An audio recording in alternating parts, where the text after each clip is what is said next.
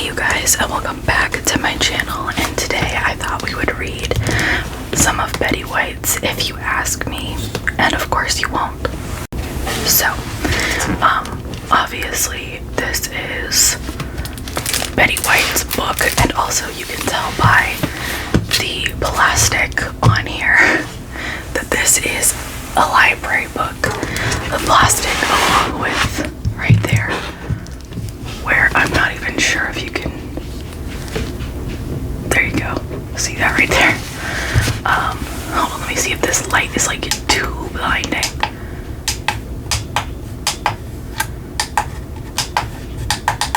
Alright, let's try it and see how that works. So, this is If You Ask Me. That's way too bright. If You Ask Me by Betty White. She is so amazing. I love Betty White, you guys. I'm obsessed with her. Like, thoroughly and genuinely obsessed. So, it's broken down into the foreword. She's got a body and mind section and a Hollywood stories section. I'm gonna just start, and I'll probably start with the growing older, I guess. Maybe I'll just start with the forward, I don't know. Oh my god. Okay, I was not ready for that. So then there's letters, stagecraft, love and friendship, animal kingdom, state of affairs, and then since you asked. So we're definitely, I don't know how much of this we'll get through, but we'll see. So this is in her handwriting from 2011. That is so cool. Let's see, should I bring you in a little?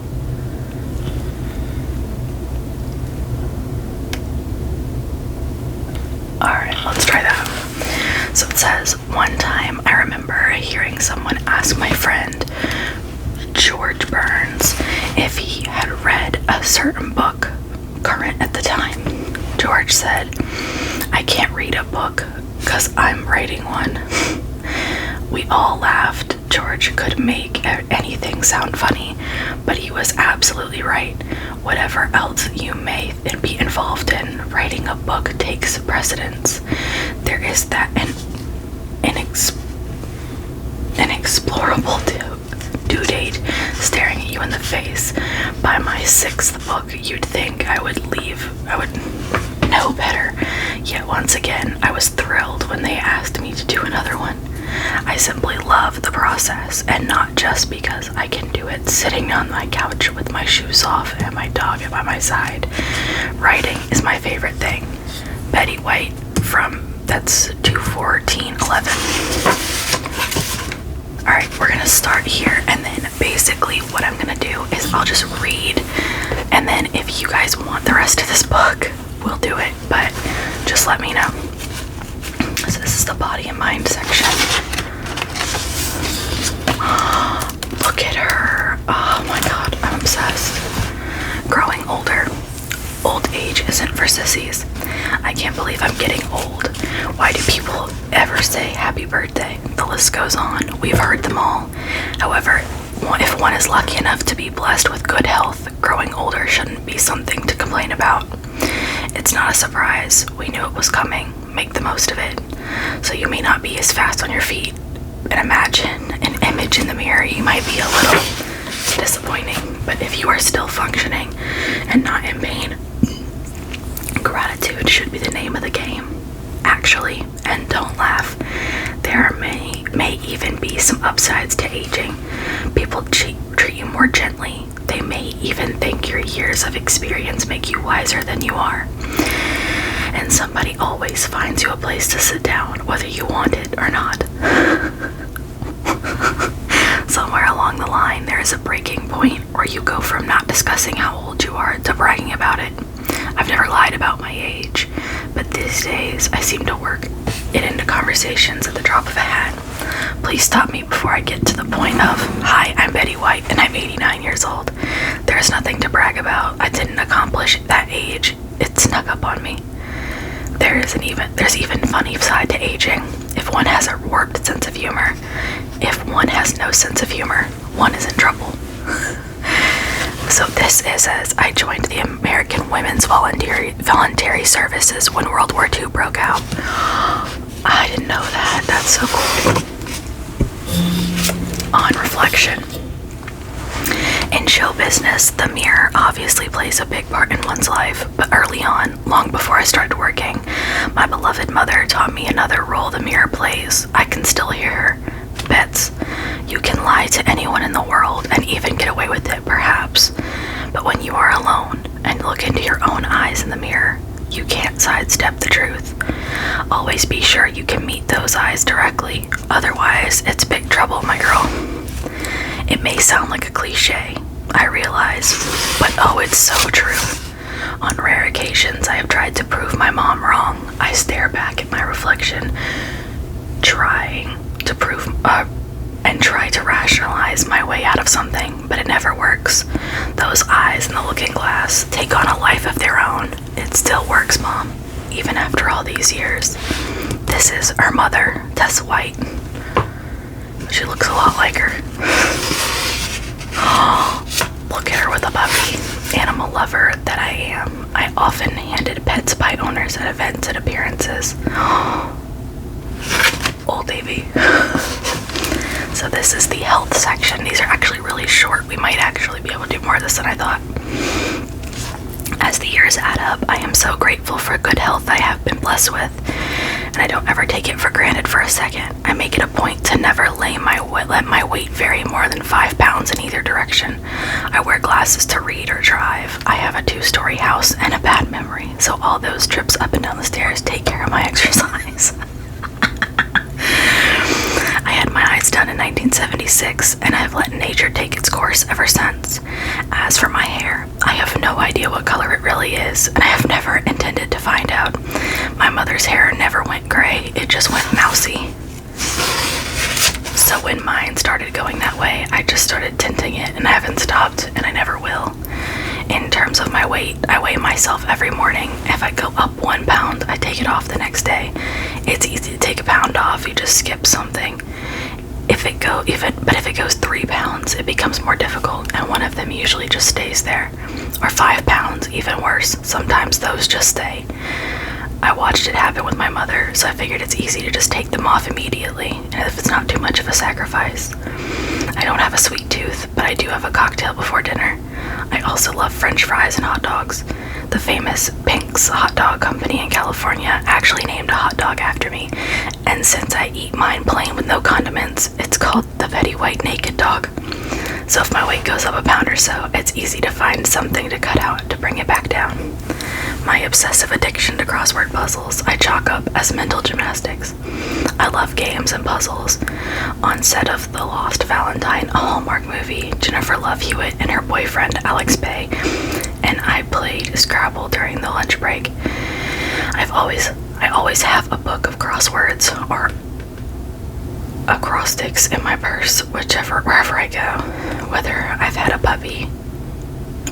had a puppy, I put newspaper down for him. But if I put down a piece of paper, then there's a crossword on it, I cinch it right back up and say, no, you can't go on that. I subscribe to Crossword Puzzle Club and Puzzle Club and get a new set of puzzles every month. They were given to me as a gift, and I renew them all the time. I have stacks piling up. I won't live long enough to do all these puzzles, but it's a comfort zone for me. And no, you can't use a dictionary or encyclopedia. That's cheating. I'm not a big pill taker, and I almost never have a headache. But once I read an article about Dr. Linus Pauling, who took vitamin C every day to stave off colds. I thought if it's good enough for Linus Pauling, it's good enough for me. Why not? I asked my doctor, and my doctor said that's rubbish. Vitamin C has nothing to do with the common cold. But I wasn't taking any other vitamins, so I started taking vitamin C every morning. I haven't had a cold in 20 years. I attribute my generous supply of energy to the DNA my father was so filled with energy. My mom used to call him Horace the Hummingbird. She'd say, honey, could you light long enough to sit down? I'm grateful to have inherited that gene, but in the end, the energy is also very much due to enjoying what I am so lucky to do for a living, show business. If this all sounds too Little Mary sunshine. Please put up with me while I celebrate it. Human nature being what it is, I am ashamed to say that even with all the good stuff, there are still days where the misgivings move in. Maybe when I'm overtired or overloaded or over something, in spite of myself, I find it hard to roll with the punches. I get irritated inside and begin to feel that I never catch up. When that happens, I try desperately to resist indulging those ungrateful moods. I try to attack any one of those many things that need doing, but it just doesn't work, and I don't accomplish a damn thing. It might take a while for me to shake off those doldrums. It's been widely reported that I prefer the company of animals to humans. As a matter of fact, Barbara Walters asked me that direct question in her interview at one point. With Barbara, you don't hold hedge. I said, yes, that's true. Now here with you, I want to be on the level. It is true. Can you blame me? Animals don't lie. Animals don't criticize. If animals have moody days, they handle them better than humans do. Next time I'm overwhelmed, I think I'm going to start channeling my dog, Pondy. So she moved to Chappaqua, New York for a spell after marrying Alan Ludden. Very cute. Sooner or later, some of our senses lose a little of their efficiency. What do I mean some? What do I mean a little? Eyesight, for example, it sneaks up on you. Sorry. Reading and needlepoint have been passions for me since I was a child. As middle age approached, I tried not to notice the fact that my eyes were gradually changing. Things weren't quite as sharp. I'm not sure how long I could have gotten away with ignoring it if it weren't for my husband, Alan. Since we first met, my romantic fella has always had a delicious habit of leaving little love notes for me in unexpected places. I still have them all. Oh, I wasn't surprised one night when I turned the bed down to find a greeting card under my pillow. It says, if you can't see, I love you. I opened the card to find squint. I laughed so hard, but the next day I headed for the eye doctor. Okay, so you've got your glasses, but everyone is extremely supportive. Oh, those are very pretty, those glasses look great on you, etc., etc. Somehow it's a different story when your hearing starts to go. People can even seem a little annoyed when you say what too many times. They'll repeat themselves, but frequently without making it one jot clearer or louder. You find you need to see faces. If someone turns away while still talking, you realize how much lip reading you've been doing without realizing it. I can remember accusing my dad of selective hearing only what he wanted to hear. Shame on me.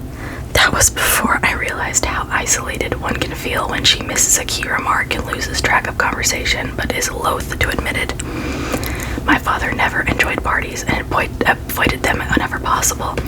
He said he couldn't hear anybody in the crowd. I always thought it was because he didn't like parties. Now I understand. Cocktail parties, small talk may not be worth much hearing, but it's tough when you can't hear it at all. Sorry, Daddy, for this late apology. I now understand.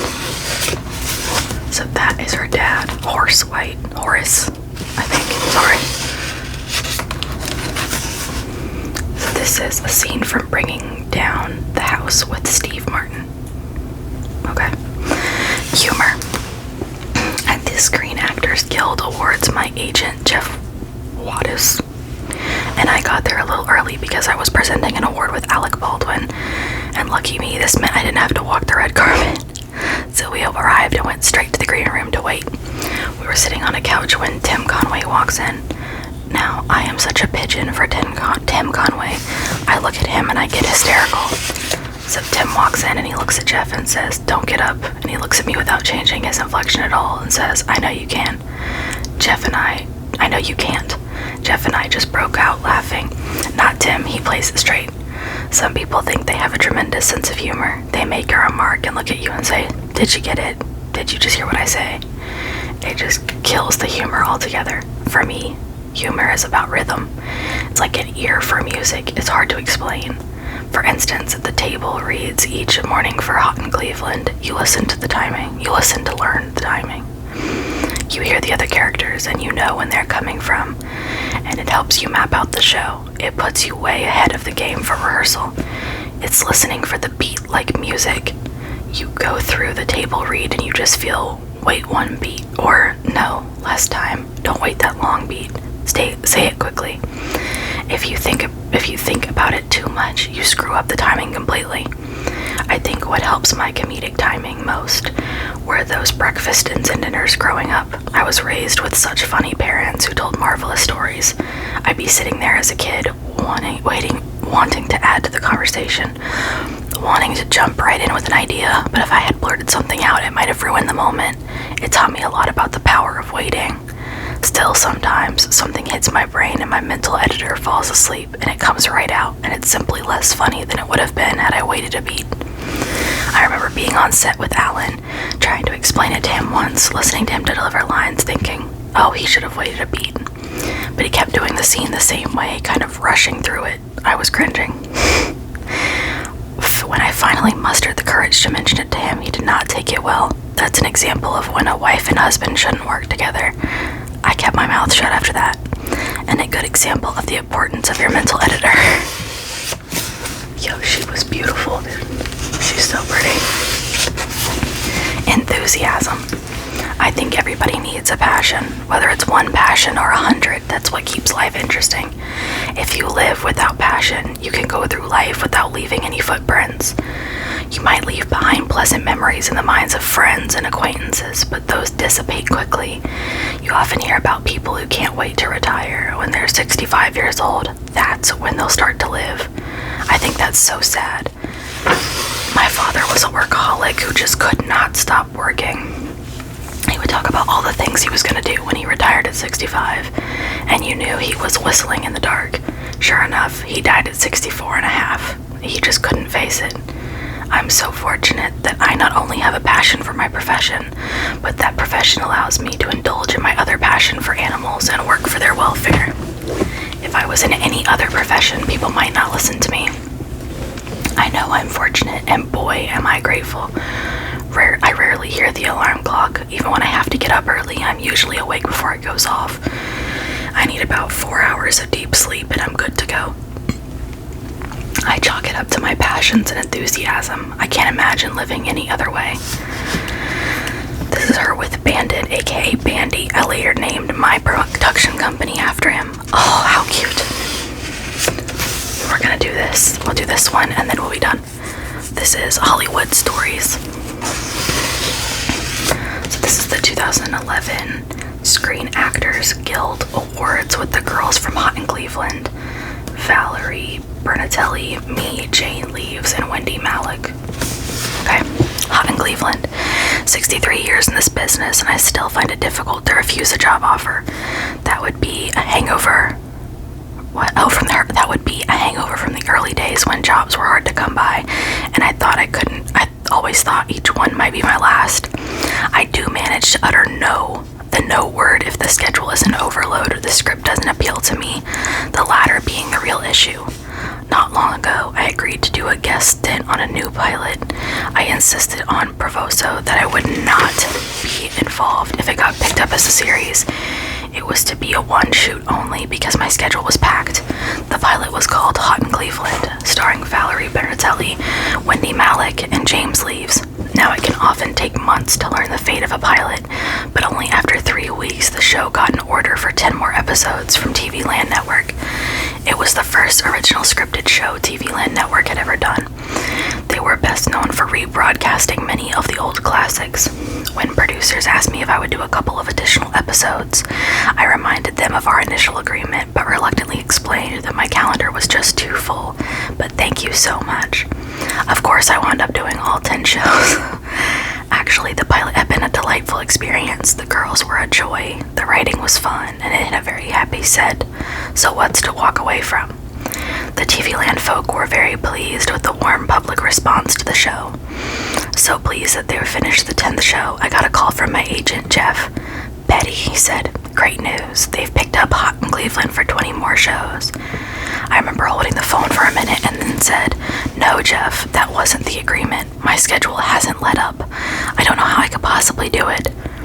Here I should mention that the taping schedule for a television series is 4 to 5 days a week, requiring me to be on set sometimes for 10 hours a day. As much as I love the show and the company, I'm still on overload, I told Jeff.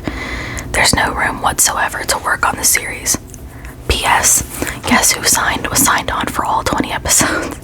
I have the backbone of a jellyfish. I'd say I was a pushover if I wasn't so delighted. And that was before the show received 2 SAG nominations and was rated the #1 television show on cable. Sorry to be a ratings dropper.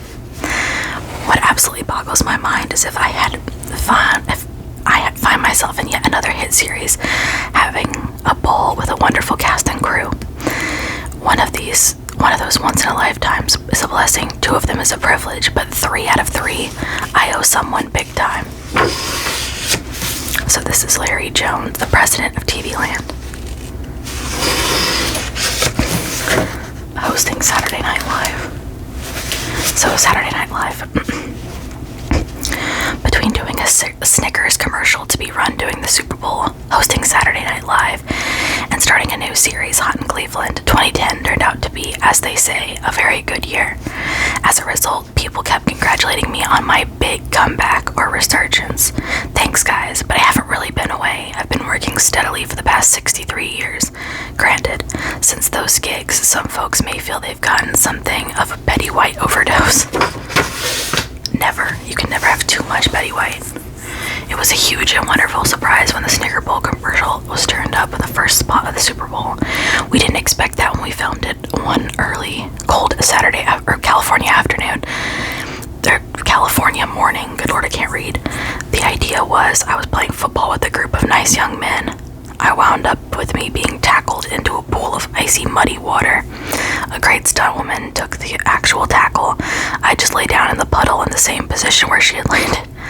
She took the dive, but I got the laugh. Sure doesn't seem fair now, does it? At nearly the same time that the Snickers ad was making waves, I hit another surprise. Years ago, I had turned down a hosting job on Saturday Night Live 3 times. I feared that this Californian would be like a fish out of water on such a New York-oriented show. I said no thank you and never gave it another thought. All these years later, seemingly out of left field, in January of 2010, there was a campaign on Facebook called Betty White to host SNL, please. Started by a young man named David Matthews. By March, apparently it had almost 500,000 people had voted. And that's when Jeff came with me, a hosting offer to an SNL producer, Lorne Michaels. My reservations hadn't changed a whit, but Jeff, hold on, is not only a dear friend, but has the judgment far better than my own, would not take no for an answer. So this is Saturday Night Live, ladies. Oh, what the Betty White, of course. Sorry. He insisted I had to do it. Over my strong and desperate objections, off we went to New York. It was a terrifying proposition from the word go, but Lorne Michaels brought in wonderful Tina Fey, Rachel Dratch, Anna Gadsire, Maya Rudolph, Molly Shannon, and Amy Poehler. At the time, as pregnant as you can get for the show, they could not have been more supportive or more fun to work with. Ditto on Lorne Michaels. At the start of the rehearsal week, there are maybe 40 or more sketches in the mix. These gradually narrow down to 5 or 6 that make the cut by the showtime on Saturday. Normally, I memorize my line, but with 40 plus sketches to weed out, that was impossible. I was told we would be using cue cards. That would only add to the panic. In fact, I think that scared me the most about SNL more than anything else, because I don't use cue cards. I don't use teleprompters. Maybe for a commercial, which is a whole 2 pages long, then the teleprompter is wonderful because you look right into the lens. But cue cards I hate because it usually means your eyes switch as you look from the camera lens to the card. So this is scenes from Saturday Night Live. She looks so good. She looked so good for so long, bro. So when it came to Saturday Night Live, I thought, how am I gonna do that? Well, they have this wonderful card man who knows my reservations. He stood a little above and behind her with the cards and said, keep your eyes on me and the cards. Don't look at Tina Fey. I'm thinking, how can you play a scene with Tina Fey and not look at Tina Fey? Don't look at Tina and your eyes won't move. You'll be fine. She is doing the same thing, he said. Trust me. I did, and it made all the difference. If you watch the show, you'll see that even some of the most accomplished actors around have that eye switch, and it's just so distracting, and all these are stellar actors. But the cue cards are just one part of the elaborate production of SNL. The week before you fly into New York, you can go to the studio and you sit around the table with all the cast and read 41 sketches. You've not seen a script. This is your first look at the material. Everybody reads their part as you go through them, and some naturally will read it out because they're just not working. Here's some more scenes. He's so funny, bro. Then Lorne Michaels does his edit and weeds out more, maybe like 20 make the blocking stage. I was so nervous, but not Lorne. Lorne brought Tina Fey and Amy Poehler and all those wonderful gals to read with me, and they couldn't have been more supportive. Soon, of course, we began having fun. At the time, Amy was so pregnant she could hardly fit in the sketch. She has since had a beautiful baby boy. Now when I see her, I say, "Have you lost weight?" As the week progresses, so does the weeding. By the day of the show, it's been whittled down to 5 or 6 sketches. That day, you run through the show 2 times in full costume, but it's more than a dress rehearsal. It's the real show twice. The challenge for me, besides the cue cards, involved the complete costume changes for each sketch, which must be done in 1 minute 30 seconds. Saturday Night Live, indeed. They have been doing this long enough to have it all down to a system, so the only thing one can do is do absolutely nothing. As the sketch ends, somebody grabs your hand and drags you off stage into a very small closet nearby. You are literally attacked as someone strips off your clothing and stuffs you into new ones while someone else is touching up your makeup, and yet someone else is removing your wig and pinning on a new one. Your hand is grabbed again and dragged back out on stage, too frazzled to remember what the next sketch is until you get back into those blessed cue cards. Jeff, who was standing just off stage, said all I did was stare at him as I flew by. I didn't know you could look that fierce, he told me. The day after the show aired on the flight back to Los Angeles, I had to admit that it had been exciting and an incomparable experience. Thank you, Jeff.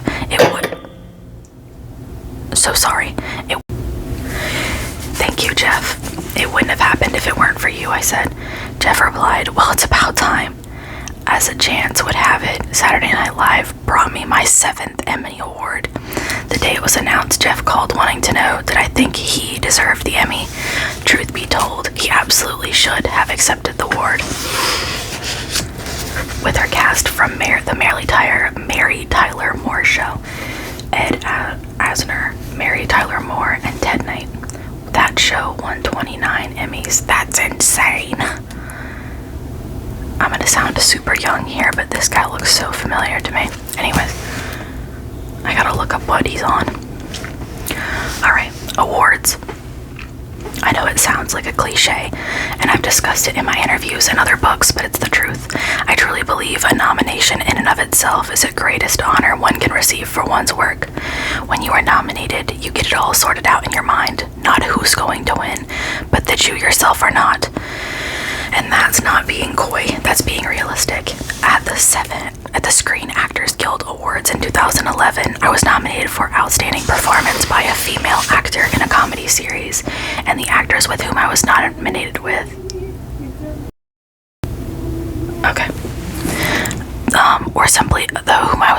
were simply extraordinary.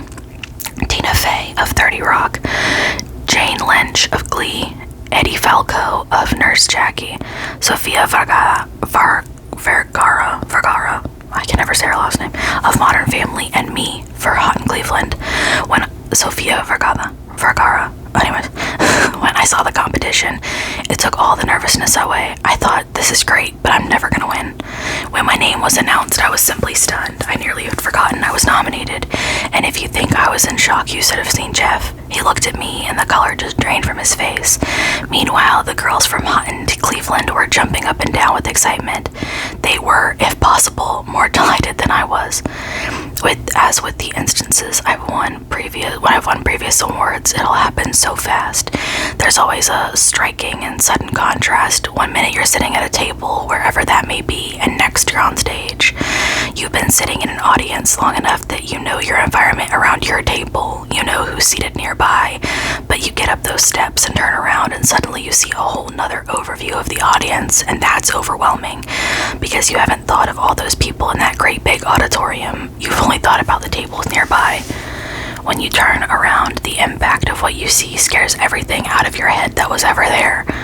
I've never, in all the instances I've been nominated for an award, prepared a speech. I've known whom I would thank, but had never actually written a speech, and this occasion was no different. And in the times past, I opened my mouth and words came out, and God knows what they were, but it was such an exciting feeling. When I picked up the SAG statue itself, which presenter John Hamm had left on the podium for me, it felt like it weighed 25 pounds, and all I could think was, that's the heaviest award I've ever held. Alan's always there when I win an award, and when anything special happens, because nobody would celebrate like he did, so he was right up there with me. Ever wonder what happens to an actor after they accept the award and leave the stage? After you win, someone escorts you backstage to a room filled with press. They ask you questions and take photos, and then if it's early enough in the program, which it was at the SAGs, they take you back to the table. That was great because the girls were just so excited. I think Valerie was jumping up and down, bless her. We had also been nominated for the show itself for outstanding performance by an ensemble in a comedy series. That was the one I wish we had won rather than the individual, but my castmates didn't seem to care one bit. My beloved castmates could not have celebrated more. Actors tend to take up bows for their performances and forget to share the credit with those who put the words on the page. Where would we be without them?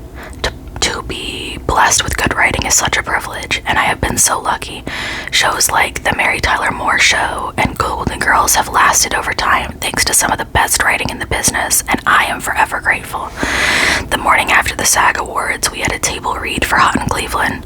Suzanne Martin, the creator of the show, who does a lot of writing, walked in and said, "Welcome to the award-winning Hot in Cleveland." It was a great moment that this is her winning that award in 2011. Hold on, you guys. I thought this was split.